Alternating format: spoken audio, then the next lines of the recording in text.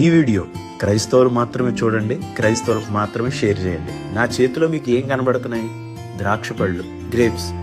ఇప్పుడు ఈ ద్రాక్ష పళ్ళని, ఈ గ్రేప్స్ ని నేను స్క్వీజ్ చేస్తే, గట్టిగా నొక్కితే ఏమొస్తుంది?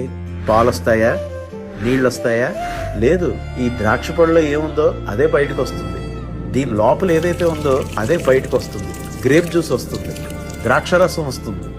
అలాగే కొన్నిసార్లు దేవుడు నీలో అద్భుతమైన విషయాలను బయటికి తీసుకురావడానికి కొన్ని పరిస్థితులను అలౌ చేస్తాడు.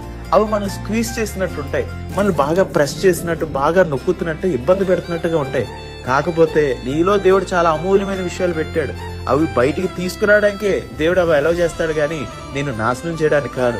ఆ పరిస్థితుల ద్వారా వెళ్తున్నప్పుడే దేవుడు నీలో ఉన్న ప్రేమని, నీలో ఉన్న సహనాన్ని, నీలో ఉన్న దీర్ఘశాంతాన్ని అవన్నీ బయటకు వస్తూ ఉంటాయి.